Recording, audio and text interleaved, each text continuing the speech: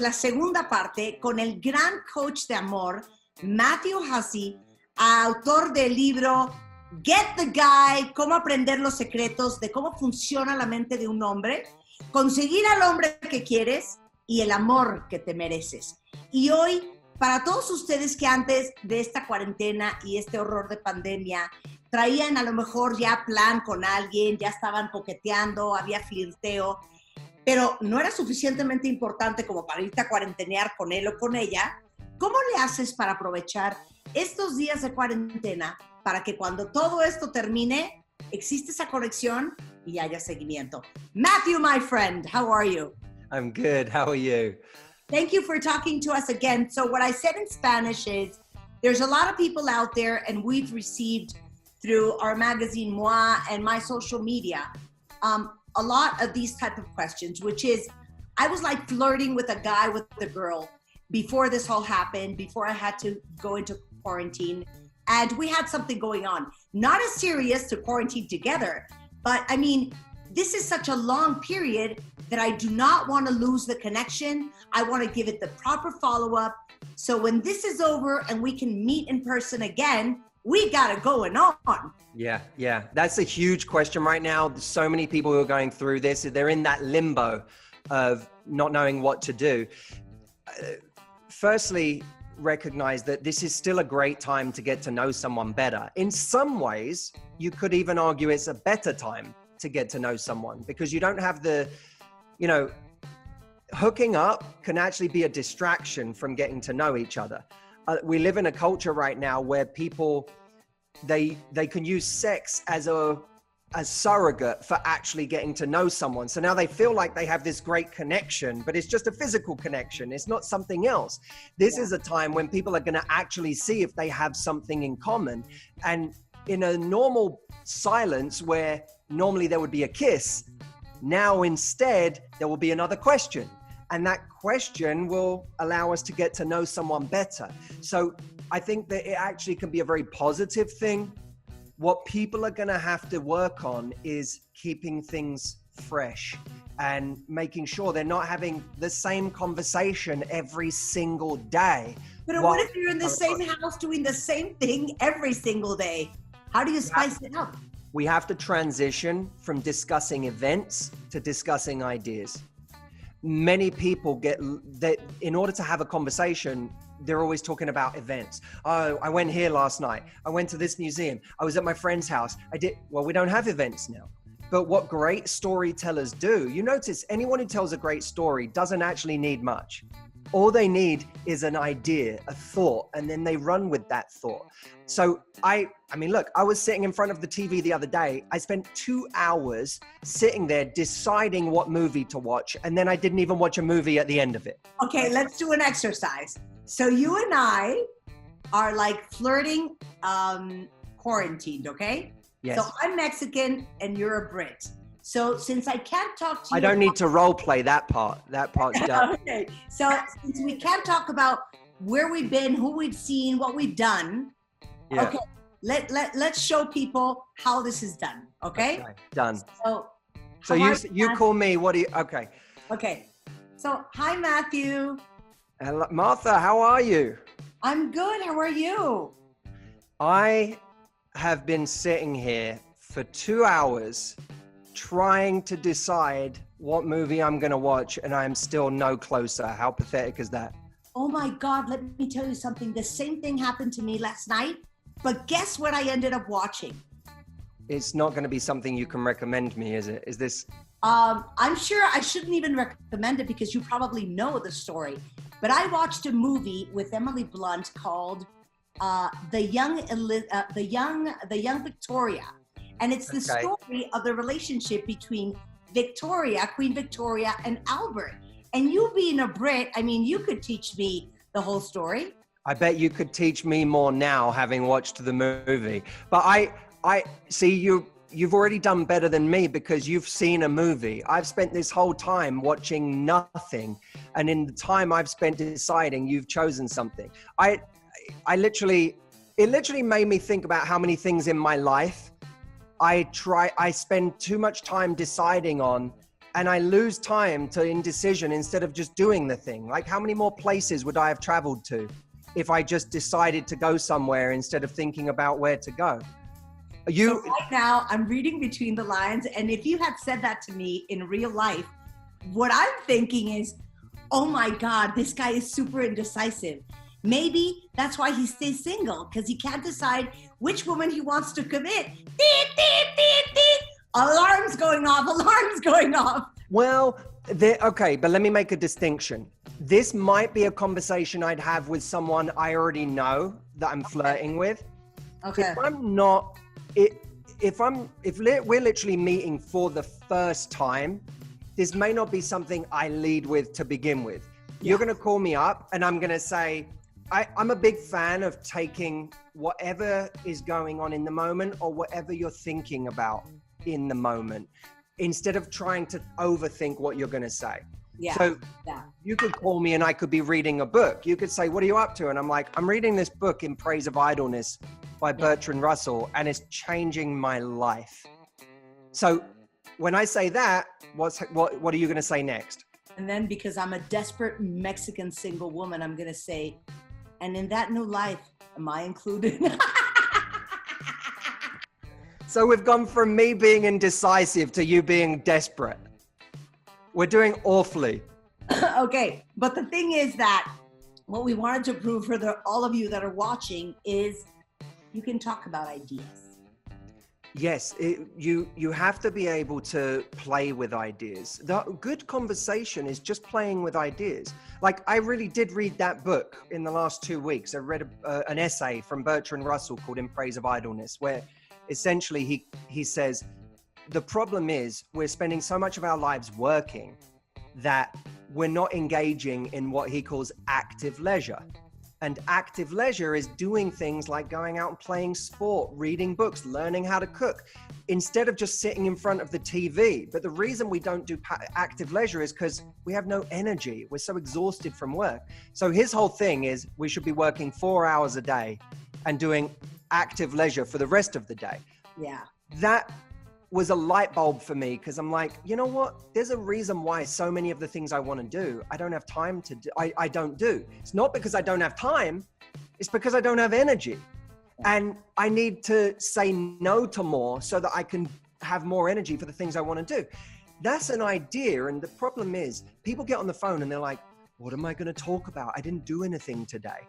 And I think you can literally take the last 10 minutes and just ask yourself, what happened in the last 10 minutes? What was I thinking about? What did I notice? What were my frustrations? What was I excited about? What nostalgia came up for me? All these things are clues as to different ideas and thoughts that you can play with. Now, of course, it's not, when we've got someone we're flirting with from a distance, it's not just about ideas. It's also about mixing up the tone and contrasting the energies that you bring to someone.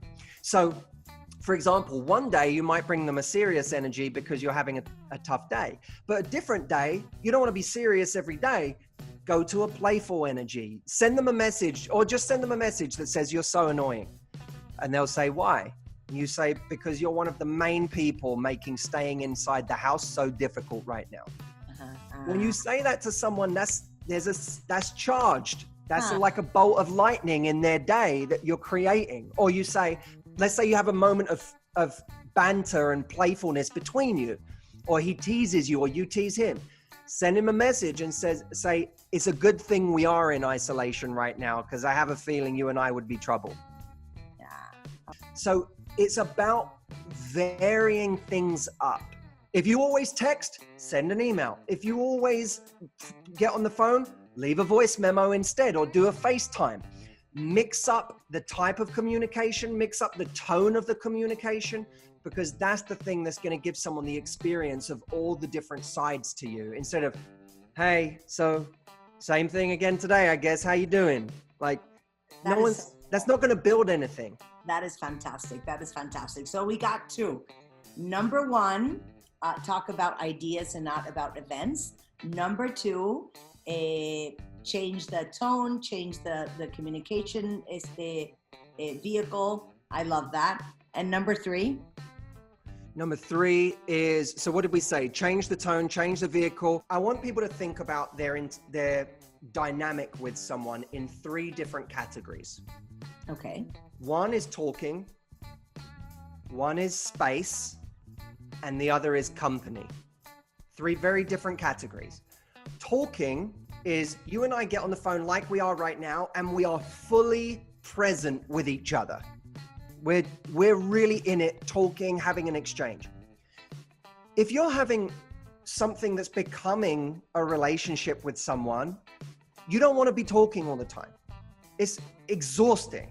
Sometimes, like when you date someone, you don't talk all the time. Sometimes you sit and watch a movie together. Sometimes you sit and read a book together next to each other. Sometimes you're in the kitchen, he's doing something else, or vice versa. You're in the room, but you're not talking. People need to remember that long distance, you can still be in the room. You can still call someone and agree a TV show, a TV series that you're going to watch together. You know, like say you watch it on your side, I'll watch it on mine. We'll hit play at the same time. We'll face the phones to each other and we'll watch each other's reactions and we'll watch the show. That's fun. That's company. Or you read and I'll read and we'll be on FaceTime at the same time reading. We'll just be in the room together. I've even like, you could even fall asleep with someone on the phone. Like those things are ways of keeping each other company without the pressure of talking. And then, so there's talking, there's company, and then there's space. And space is really necessary. You want those moments. We've got natural space, of course, but you also need, one of the greatest things you can do for your relationship long distance right now is have things that drive you and motivate you and that you're passionate about that have nothing to do with the relationship. That can't be the only thing you're living for right now. It has to be, what subject are you losing yourself in right now? What are you learning to do right now? What's the thing that you're using this time for? What's your mission? Because that's going to be one of the sexiest things about you. If people feel like the only thing you're waiting on in the day is for them to text you, you're in trouble. Okay, stop right there, young man. There's this idea that the center of a woman's world revolves around the man. And the woman is just one more planet in the man's galaxy. Mm. And women tend to do that a lot. And I'm so glad you said that, because it's something that you cannot pretend and that you cannot act. If that person is your number one priority, is the source of all your obsession, it will show. Yep. It will show. Yep. And there's nothing more, como digo en español, que de pa' abajo. There's nothing more lame or uninspiring than somebody that's desperate. That's exactly right. And one of Matthew, break our heart. One of the sexiest things is when you see someone in their element. If you want a couple who have been together a long time to be attracted to each other again, or to see the sexy side of each other, one of the best things they can do is observe each other doing something that they do well. We see our partners up close here all the time. But when you watch your partner at a party telling a story to 5 people and you're not even in the group, you're just watching them from afar hold court, that's sexy. When you see your partner giving a talk, or when you see your partner, sometimes just seeing your partner on a business call, if you don't normally see that side of them, and now you see them like being that person who's like handling business, that can be really sexy. You're like, oh, I haven't even seen this side of you. So just because you're apart, it doesn't mean that person, your phone is a window. Let that screen be a window into your life, not just your words. So that when that person, you're like, hey, why don't we do a couple of hours work together? You work for a couple of hours, I'll work, but we'll have our phones on so that we can see each other. It'll be like we're study buddies for the next couple of hours. Okay, great. Now they see you making a phone call. They see you working on something, being intense, focused. Like, that's sexy. Oh, there's a world they're going to that doesn't involve me. That's both sexy and sometimes even a little scary. What's this planet you go to that's not me? What do you do when you're in that planet? What's your life like there? That mystery is what creates desire. So we can show people the mystery of us, ironically, not just by disappearing and not calling them for 24 hours, but we can also show them the mystery by giving them a direct window into the parts of our lives that don't involve them. The key to any relationship is to understand how to create space in a way that is loving, has the effect of that, but without the game playing, right? Absolutely. That's what everyone's looking for. That's why I said that, because you create that space in a very natural, non-stupid game playing way. Yes.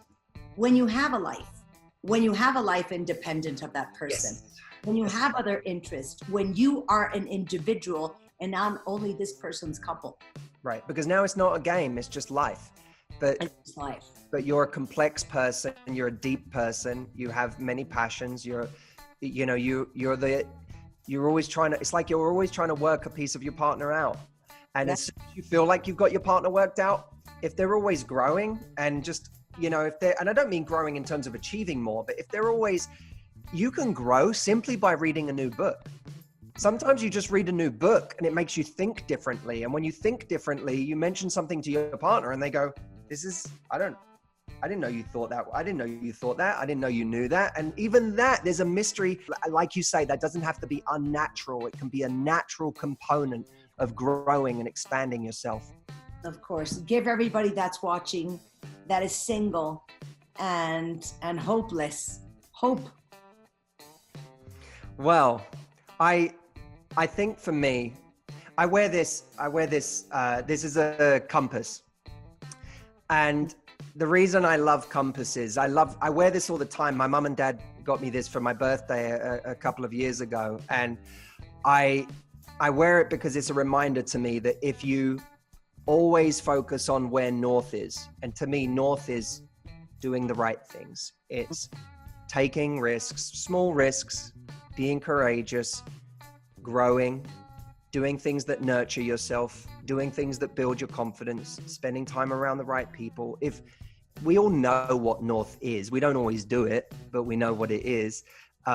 If we just keep focusing on what that north is, I just believe things they'll keep getting better. They will keep improving. They can't not. And so I think there's a lot of people that, especially in their love lives, are trying to predict the future. They're trying to, when am I going to meet this person? And how's it going to happen? And blah, blah, blah. Stop trying to predict the future. Just worry about doing the things that head you north. I think that the majority of people are desperate to find the right person instead of focusing on becoming the right person. And that has to do with finding and being in your north. And then the rest will happen by itself. Right. And you're still, that's exactly right. And you're still going to have to take some small risks along the way. The risk of saying hello to someone, the risk of flirting, of telling someone you like them, of telling someone you find them attractive, you're going to have to take little risks along the way. Otherwise you become this outstanding person that no one knows about.